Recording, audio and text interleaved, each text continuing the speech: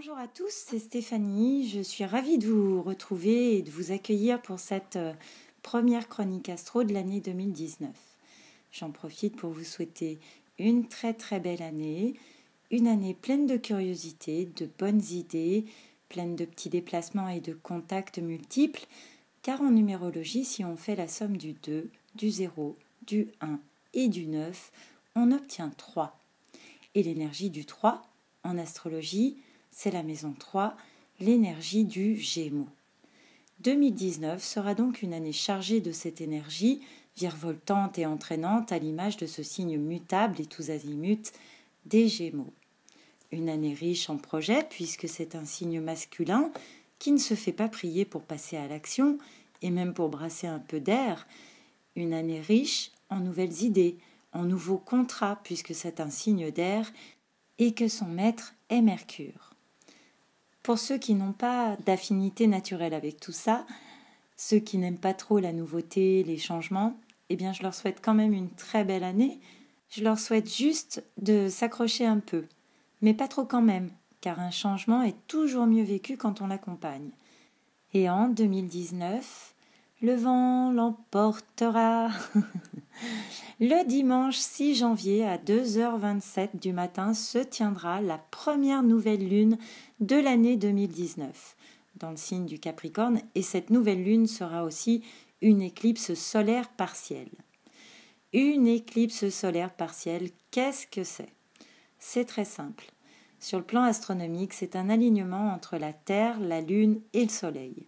En l'occurrence, la Lune se placera entre la Terre et le Soleil et fera ainsi partiellement de l'ombre au Soleil. Tout se passera sur l'axe sud-est-nord-ouest. Le Soleil sera au sud-est, si vous regardez sur une carte terrestre. Il sera donc visible depuis l'hémisphère sud, dans les pays à l'est du méridien de Greenwich, quelque part entre l'Afrique du Sud et les Philippines, où c'est actuellement l'été. Alors ceux qui auront la chance de voyager sur cette portion de notre belle planète à cette période auront en plus la chance de pouvoir assister à ce spectacle rare en plein jour. Nous autres, en France, eh bien, vu que ce sera alors la nuit, à ce moment précis du 6 janvier 2019 à 2h27 du matin, on pourra toujours en rêver, mais on ne pourra pas admirer cette éclipse. De toute façon, les nuits de nouvelle lune, on ne voit pas la lune. Et il y aura bien d'autres occasions, car des éclipses, il y en a tous les 6 mois. En moyenne 2 en hiver et 2 en été, parfois plus.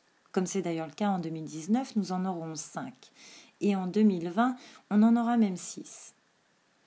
Alors, sans vous noyer d'informations techniques, il est quand même intéressant de retenir que les éclipses solaires sont toujours des nouvelles lunes et les éclipses lunaires toujours des pleines lunes. Une éclipse solaire précède toujours une éclipse lunaire à 15 jours d'intervalle, puisqu'une nouvelle lune précède toujours une pleine lune. Ça y est, je vous ai perdu.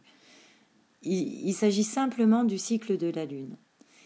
Les éclipses d'hiver sont toujours plus ou moins en conjonction ou à proximité des nœuds lunaires, et celles d'été plus ou moins toujours en aspect de carré avec eux. En l'occurrence, cette nouvelle lune du 6 janvier sera conjointe au nœud sud et en opposition au nœud nord. Le nœud sud symbolise, pour résumer très brièvement, ce que l'on doit lâcher pour avancer.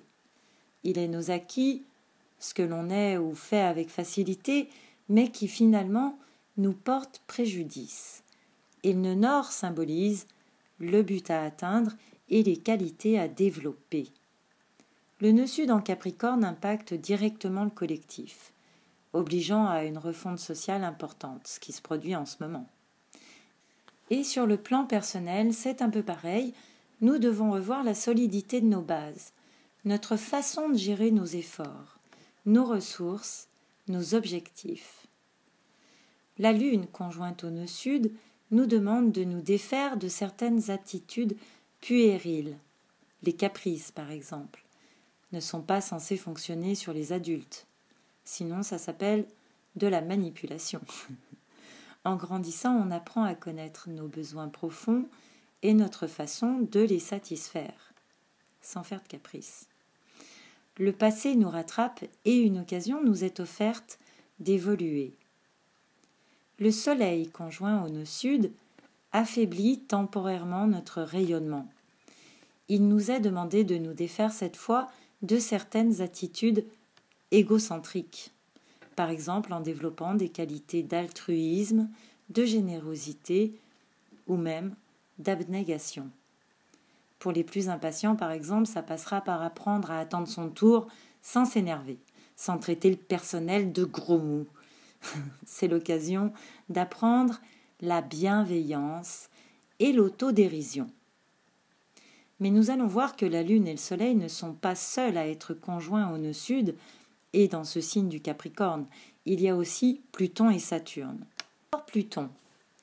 Pluton conjoint au nœud sud nous demande de rompre avec certains comportements destructeurs.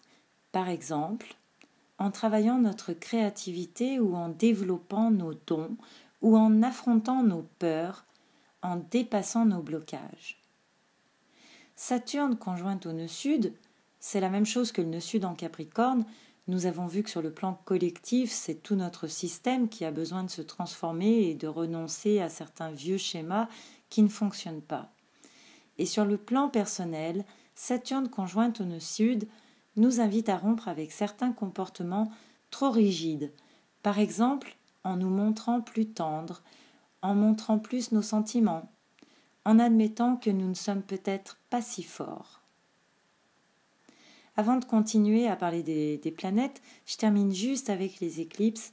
Il y a tellement de choses à dire. Je vous promets, c'est vraiment pas évident de hiérarchiser tout ça. J'espère que cet audio ne sera pas trop brouillon. Alors, sur le plan des énergies, que se passe-t-il ? Quels sont les effets des éclipses solaires sur nos vies ?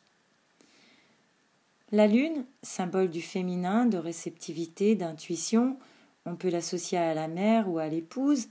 La Lune, en se plaçant entre la Terre et le Soleil, va partiellement, le 6 janvier, masquer le Soleil qui, lui, symbolise le masculin, la volonté, l'ego, le rayonnement. On l'associe au père ou à l'époux. Lors d'une nouvelle lune, la Lune et le Soleil se réunissent pour se synchroniser en quelque sorte. Mais le 6 janvier, en plus de ça, la Lune va partiellement prendre le dessus sur le Soleil. L'inconscient va partiellement masquer la conscience. On peut ne pas avoir conscience de poser un acte qui pourtant sera décisif pour notre avenir, par exemple. Alors ce qu'il faut savoir aussi, c'est que si les effets d'une nouvelle lune dite, entre guillemets, classique durent 1 mois, traditionnellement on dit que ceux des éclipses solaires durent 6 mois. Et comme elles sont liées au nœud lunaire, leurs effets touchent directement notre destinée, notre évolution karmique, l'évolution de notre âme. Mais attention, car les nœuds lunaires ne sont pas que psychologiques. Tout point mathématique qu'ils sont, ils apportent matériellement des choses très concrètes. Donc cette nouvelle lune, comme chaque éclipse solaire, peut, selon chacun, être marquante et même décisive. La période des éclipses est parfois redoutée par les astrologues, car on leur accorde le pouvoir de faire disparaître des choses. Des gens parfois aussi, des animaux, des objets, des sentiments.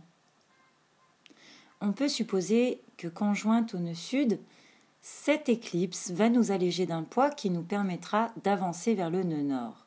Mais l'opposition au nœud nord parle d'un tiraillement, d'une difficulté à renoncer à quelque chose qui nous est à différents niveaux très précieux. Une nouvelle lune dans le signe des Capricornes sonne un peu, enfin beaucoup même, comme le démarrage d'un chantier colossal visant à renforcer notre carrière, notre avenir à long terme, la base du sens qu'on donne à notre vie. Une nouvelle lune en Capricorne est une belle occasion de nous remettre dans le droit chemin si, pour quelque raison que ce soit, on s'en est écarté. Et si nous n'en avons pas encore conscience, nous comprendrons rapidement quelle est notre part de responsabilité.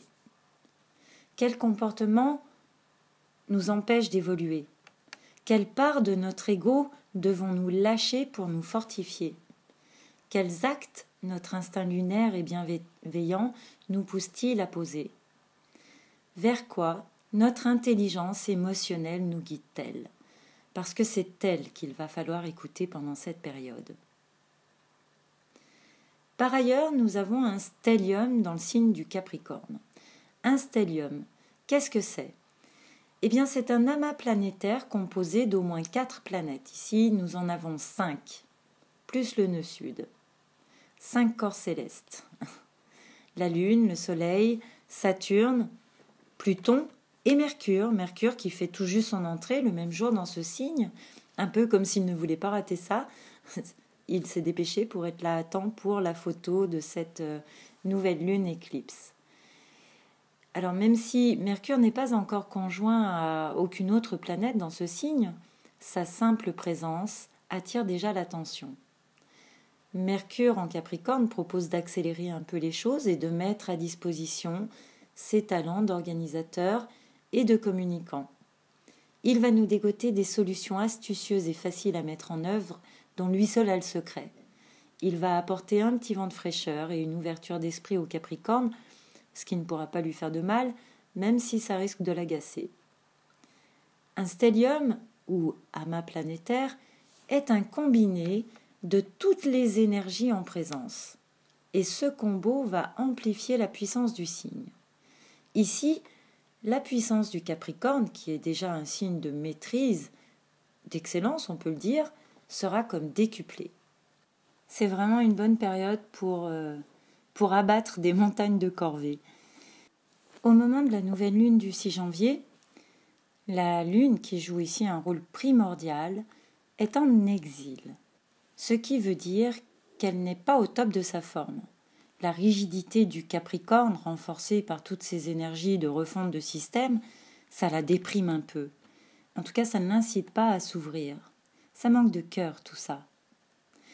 Et par son attitude modérée, elle vient calmer les ardeurs destructrices de tout ce beau monde. Elle vient leur dire « N'oubliez pas que tout n'est pas à jeter. Réservez-vous le droit, la possibilité de changer d'avis. Faites attention à l'irrémédiable. » Et son influence tiendra au moins les 6 prochains mois. Toute conjonction marque le début d'un nouveau cycle. Nous assistons avec cette nouvelle lune à la naissance d'un cycle qui mettra plus d'1 an à voir le jour. On est en phase de préparation, en pleine gestation. La nouvelle lune est conjointe à Saturne et à Pluton et au nœud sud. Ce n'est pas rien. Et attendez de voir l'année prochaine quand Jupiter se joindra à la fête. Ça va être quelque chose. Mais on en reparlera. Et les autres planètes alors, au moment de cette nouvelle lune ? On en a 5 autres qui se baladent sur le zodiaque alors. Prenons Jupiter. Jupiter, il est bien installé à 12 degrés dans le Sagittaire. Il veut profiter au maximum de sa liberté. Mais, car il y a un mais, il forme toujours ce carré à Neptune, dont j'ai commencé à parler dans ma dernière capsule. J'aime bien ce mot, capsule. Bref, Jupiter au carré de Neptune, qu'est-ce que ça veut dire ? Neptune est roi au royaume de l'inconscience. Il nous fait agir inconsciemment de telle ou telle façon, mus par des élans naturels. Mais à l'instar de la Lune, qui elle symbolise le ressenti en constante évolution en fonction de ce qu'elle reçoit des autres astres, Neptune, lui, nous influence beaucoup plus en profondeur et sa position dans le Poisson nous ouvre à l'immensité des codes universels. Si vous trouvez ça abstrait, c'est normal. C'est toujours un peu abstrait quand on traite de Neptune. Il faut juste l'accepter, c'est pas grave, on ne peut pas tout maîtriser, ça fait partie de son énergie. C'est peut-être pour ça qu'ils sont si nombreux dans le signe du Capricorne au moment du 6 janvier, c'est qu'il faudra bien ça pour garder les pieds sur terre. Cet aspect donc de carré entre Jupiter et Neptune réveille, active notre réceptivité à la souffrance, notre empathie. Il nous conduit à la révolte, aux mutineries, aux manifestations. Cet aspect nous confère une grosse dose de qualité humaine. Comme une piqûre de rappel, il nous dit « Hey, nous sommes des êtres humains, alors n'oublions pas de nous comporter comme tels. Utilisons autant notre tête que notre cœur, que nos valeurs. » Le souci, c'est que Jupiter et Neptune ne s'entendent pas du tout sur les moyens d'arriver à leur fin, même s'ils recherchent tous les deux l'immensité. Ce qu'il faut dire aussi, c'est que Jupiter et Neptune ont beaucoup en commun par le biais des Poissons. Jupiter était avant la découverte de Neptune leur maître. Tous les deux ont une vision et des buts démesurés. Mais leur nature fondamentale est trop différente. Il y a lutte entre l'étincelante lumière du feu de Jupiter et l'ombre des profondeurs de l'univers de Neptune. Le rapport à l'autorité est tendu, la confiance est rompue, nos valeurs sont remises en question, l'illusion gêne le jugement. Je vais maintenant vous parler de deux très célèbres astrologues françaises, Martine et André Barbeau, et de leurs recherches concernant le cycle Jupiter-Neptune. Le cycle dure environ 13 ans, il commence au moment de la conjonction et amène un processus de changement d'ordre collectif. Il parle aussi de refonte sociale comme Saturne et Pluton en Capricorne, c'est d'ailleurs une répétition qui appuie l'importance de la période. Mais accrochez-vous bien, ces dames qui ont réalisé un travail de recherche mais remarquable nous apprennent que la toute première République française, en 1792, est née sous une conjonction Jupiter-Neptune. Mais c'est pas tout. La troisième, la quatrième et la cinquième République aussi. La conjonction de ces deux planètes fait émerger sur le plan collectif, donc politique et social, un idéalisme surdimensionné, une générosité démesurée, un altruisme exagéré. Notre devise, dont on est aussi fier car elle nous élève, liberté, égalité, fraternité, eh bien cette belle devise figure à l'article 2 de la Constitution de 1958. Et oui, cette devise est née sous une conjonction Jupiter-Neptune, dans un élan d'amour infini pour l'humanité. Dans l'absolu, je dirais même dans le meilleur des mondes, ça aurait été parfait. Mais dans notre société actuelle, le problème, c'est que tout cet idéalisme ouvre aussi la porte à la naïveté, à la crédulité et aux abus. Je me demande si les hommes politiques de l'époque n'auraient pas attendu un peu s'ils avaient su. Ou s'ils avaient su que ça leur passerait, du moins s'ils avaient su que leurs décisions étaient dictées, insufflées par les astres. En tout cas, c'est particulièrement émouvant. Voilà, je voulais juste partager cette trouvaille avec vous et rendre hommage surtout à ces dames qui, à l'époque, n'avaient pas tous les moyens qu'on a aujourd'hui pour faire de telles recherches. Donc bravo et vraiment un grand merci. Mais revenons-en à notre cycle Jupiter-Neptune. Jupiter est actuellement à 90 degrés de Neptune. C'est le dernier aspect majeur de tension avant leur prochaine conjonction, avant le début d'un nouveau cycle, avant le prochain élan collectif d'amour infini pour l'humanité qui aura lieu début avril 2022. Donc même si notre période n'est pas facile, on a toutes les raisons de penser que ça va s'améliorer.